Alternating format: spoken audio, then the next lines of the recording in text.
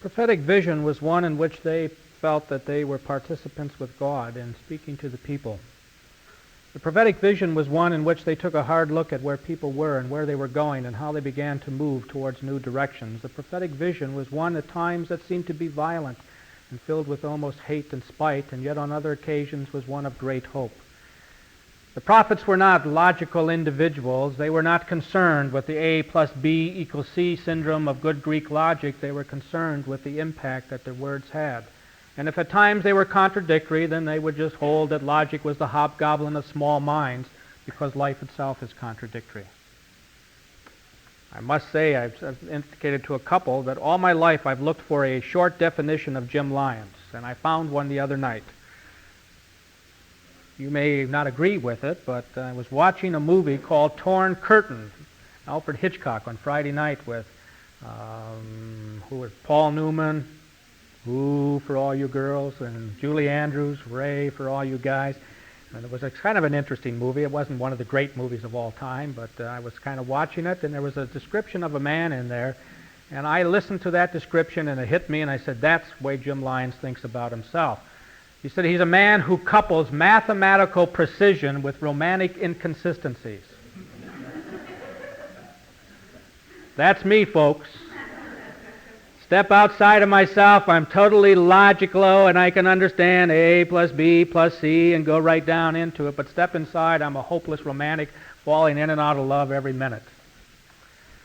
Well, the prophets were a lot like that. They were hopeless romantics in one sense. And while they were realistic and they could speak with kind of a venom that said to people that sin is a broken relationship, and that broken relationship may be a broken relationship with God or with someone else, but there was no justification for it.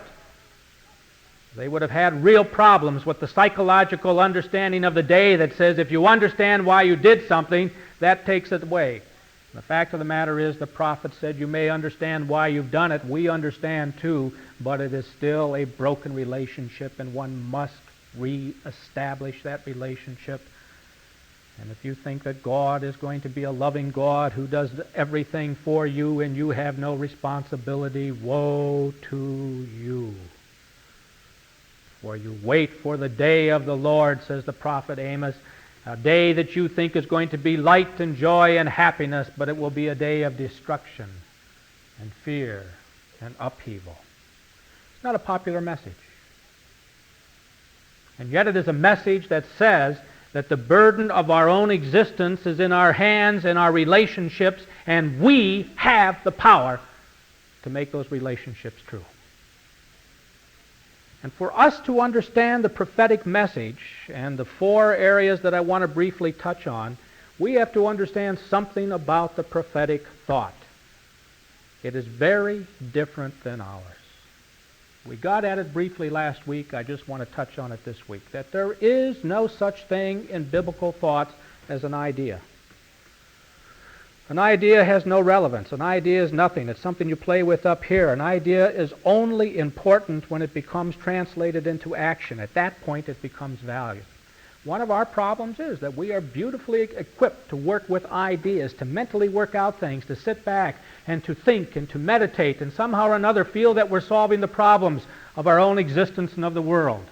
The fact of the matter is we can think all we want. We can have the most brilliant thoughts in the world. We can be so concise and understanding that there is no way that any logical knife can come in and hone itself and sharpen itself and cut through to the core of our thought existence. And it's all garbage in the prophetic mind, because the prophetic mind says that you are what you act and what you do. And therefore, talk about love all you want. I love you, I love you, I love you, I love you. Mere words up here. Show me by the way you treat me and understand me. I love God and my neighbor. Show me by the way you treat the needy. The widow in the ancient world who did not have Social Security and insurance plans and had to live in the ancient world off the goodwill of the family and the neighbors. The orphan, those who have need. If you say you love God and are righteous like God, show it by the way you treat others. For there is no separation. If you are thinking right, you will act right. Interesting. A wholeness of approach of life, that our internal being has to be honed by our actions and in reverse. And we need to know that thinking doesn't make it so. It's only the first step in a process of actualization. There are 4 areas in which the creativity of the prophet speaks to us. The first one is absolute monotheism. There were times in the ancient world in which the peoples began to feel that there was one God. Maybe it was their God. It might have been in Babylonian, Marduk, the god of the Babylonians, who was the most powerful god. But he was only recognized as one God, more powerful than the others, but other peoples had gods. Even in Egypt, under Akhenaten, where Re, the sun god, was worshipped as the one God, there was a full recognition that there were other gods outside of Egypt. It came to Israel and Israel alone, and it was part of God's revelation to Israel that there was one God, and only one God. And that God was the God of the Israelites, to be sure, who were chosen to reveal and to work out and to show forth that one God, but that was also the same God of the whole world. And constantly through the prophetic literature, you find that God is the God of the Egyptians, God is the God of the Babylonians, God is God of the Persians, and God is over what is happening in history. There is one God, and that one God is active in life. And not only is that God active in life, but if you are sensitive to what's going on in your life and in the world, you can see the footprint of God working through. And that's what the uniqueness of the prophetic message in the history of the Israelites was, that they interpreted the events of their lives as a means of God's involvement in their lives. That's fundamental. God is active in life and all of history. And we can sit back and say, no, it was the historical movements on either side that began to have things that happened. And those historical movements came to a point, and that was where the crunch came. And we can see it in purely political, historical terms. But the Israelite would step back and say, that's all very true, but why did those things happen at that time? And I remember in the hospital, I couldn't follow much of the Masada because I was in and out during that period, but I did have it on. And you remember that horrible scene where they were taking the catapults and they were taking the slaves that they had gathered, the Jewish slaves, and they were catapulting them up against Masada and said that they would continue until the people of Masada quit and surrendered. And I was watching that scene. It's a horrible thing. You can just imagine selecting from a group like this of slaves, walking down, grabbing one, carrying them up, tying them up arm and foot, putting them in the catapult, and throwing them up through the air against the side of Masada. This is what the Romans were doing.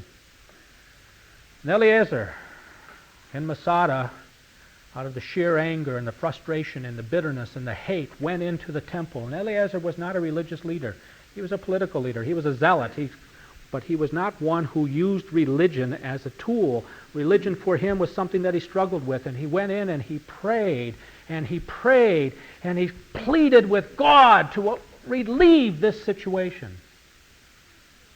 And on the opposite side, the Roman general who had been released looked out and said, this is an outrage. The Romans do not do this kind of a thing. Grabbed his sword, marched out, and retook command. And stopped it. And the whole concept of the clash of interpretation hit me at that point. One was acting because he was a Roman general and speaking out of the tradition of Rome, and the other was praying unto God. And who is to say that God did not speak to the Roman at that point? That's what the interpretation would have been, that God came and utilized, because of the prayers and the fervency of the people, even a Roman general whose conscience was struck at a particular moment to rise up over and above his own feelings and even above the order of command that had relieved him to gain control of a situation. And so the idea that God is an active is one in which you begin to see the footsteps of God in history and your own life. We talked about this a good deal at the confirmation class. How you take the events of your life and you begin to put them together and you begin to accept and you begin to flow and you begin to understand and you begin to acknowledge that certain things which have happened to you can be interpreted in the worst possible way, or in another sense can be interpreted as part of the saving grace of God. Monotheism. A monotheism that did not allow for other gods is one of the great statements of the faith and the prophetic faith. The second thing is that it was an ethical monotheism. The gods in ancient times were every bit like human beings. If you read the Greek gods, you're reading probably some of the great pornography of history. The gods had all of the poorest and few of the best attributes of men, and because they were gods, they could get away with it where man couldn't, quite simply. The gods struggled, and they fought, and they had their mistresses, and they had their upheavals, and they had all of the things that were going on, and suddenly out of this desert God, this Yahweh, this God of the Israel, comes a thundering voice that says, "Be ye holy, even as I, the Lord your God, am holy." And that voice shattered all of the concept of manipulation of God and of doing all of the things that so often had been done to make God operate on your side. It shattered forever the concept that any priesthood would be able to overcome. And it opened up an ethical relationship. And once you begin to understand God as a holy God, entering into ethical, moral relationships and ethical monotheism, you understand anew the whole relationship between action and thought, one wholeness. But it's interesting, too, that the ancient Hebrews were very different than we are. I've been doing a lot of work on some things. As my supposed time of recuperation and rest, I decided to read. Now, I should have been smart and read some scandalous novels that don't require anything. But I sort of ran out of those, and I started picking up serious stuff, and that's bad. That's bad. I don't know what it is, but I've been doing some very, very heavy reading and some writing in the whole concept of God in life. Suffering servant, a whole host of things. And this is a book that's very challenging to me, The Semantics of Biblical Language. Glad it's challenging to you, It's okay. He's contrasting the Greek world and the Hebrew world. The contrast in the conception of man, the Pythagorean Platonic tradition, is usually taken as typically Greek tradition for this purpose. In Greek thought, man is a duality with an immortal soul imprisoned or confined in a mortal body. The two are only temporarily or accidentally related. In Hebrew thought, the soul is the living person in his flesh. Soul and flesh are not separable, but one is the outward and visible manifestation of the other. See what I've been getting at? Not a dualism, but a unity. There is no thought of the soul living apart from the body. In contrast with Hebrew thought, Greek thought at once makes man too near to the superhuman and divine in the idea of the soul, and over-materializes and depersonalizes him through treating the body as matter. The importance of this particular difference for Christian theologians has been, of course, its connection with the differing concepts of the immortality of the soul. It is similarly felt, however, that Hebrew thought saw man as a person within a totality, while Greek thought tended to see him as an individual. That is, in essence, as one separated from others, and then to form collectivities by grouping individuals together.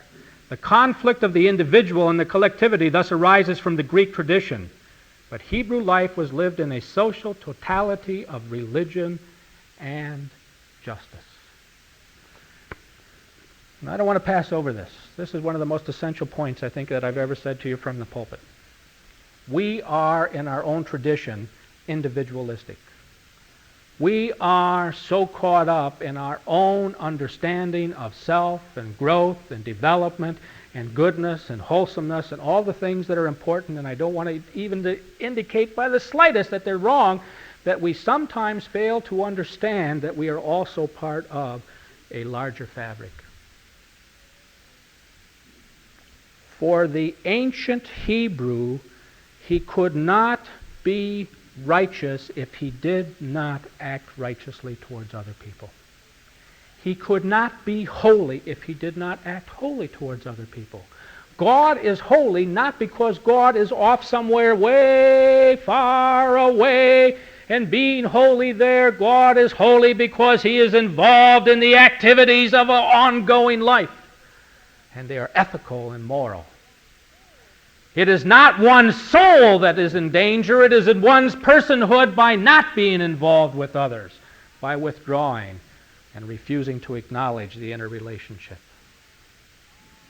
And so we are caught with the idea of separation of the one, the individual, from the group. But in the ancient Hebrew mind, the group was it. And the group dynamic was the important. It might be better for one individual, but for the totality of the group, the one individual willingly gave up and participated in the group. What a delightful way to see the church. If you're here for only what you can get, you're not going to get much, nor are you going to give anything. But if you're here saying, whatever I can get, I'm going to get, but whatever I can give, I'm going to give, and what I want to see is the dynamic of the Pine Hill Congregational Church doing what it can do, and if it moves in directions that I can't live with, that's one thing, but maybe I can make the adjustments to support it where it needs to be supported. You've got a concept of what the ancient world was like.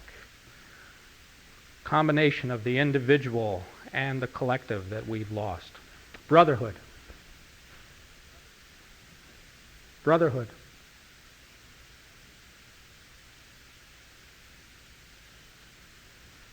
When one finds condemnation in the Bible, one finds condemnation for deeds, not for accident of birth. We're struggling with accident of birth. We have our concepts. We don't like people who are born in a particular history. I watched last night. It seems like I watch a lot of television. I really don't. But I watched last night Meeting of the Minds. Steve Allen. One of the most brilliant shows ever. I just eat that thing up.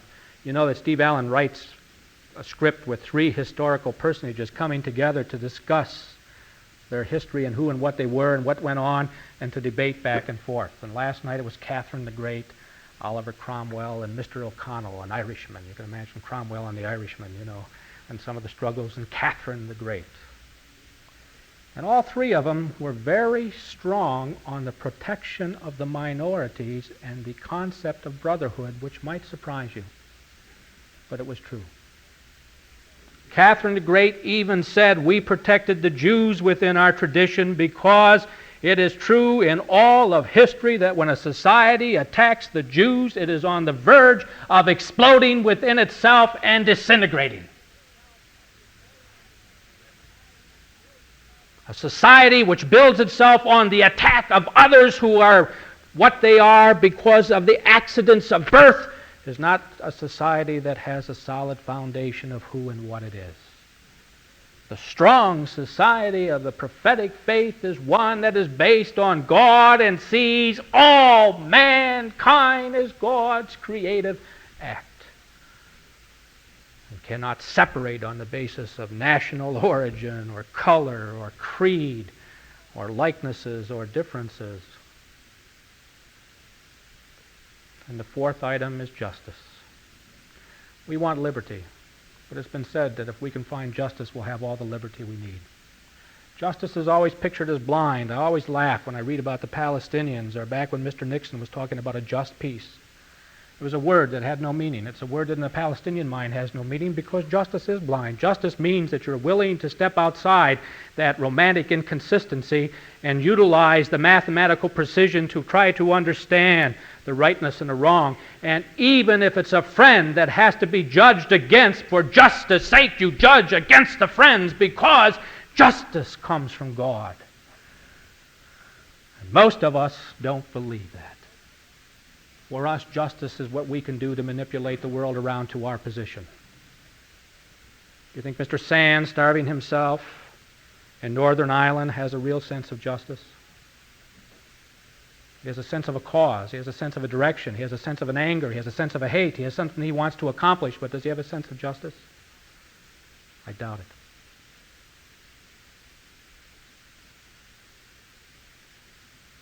I doubt it.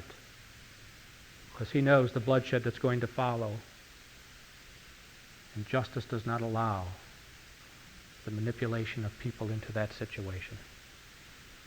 And so the prophets dared to speak about justice and righteousness and the terms that we like to use and not live. But for them, they were the kinds of things that when you came to the city gate, which was representative of the courts and the old county store where people used to get around the Cracker Barrel and the stove, and they would argue and debate the cases, and the wise would solve the cases for those who would come in. And there were the widows, and there were the orphans, and there was the stranger, and there was the foreigner, and there was the outsider, and there were the history of people after people after people who were aching and suffering and feeling all of the things of what it means to be a human being. And there was a tendency to say, they are over there and we are over here. And the prophets dared to say, when you see with justice, there is no they and we, there's only us.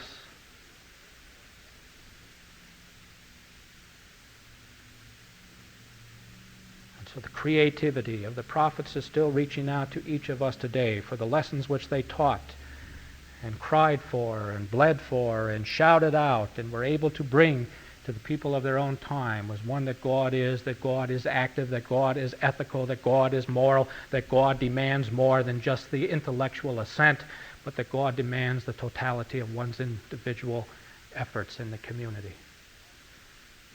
If you love me, show me. Know me, understand, and reach out.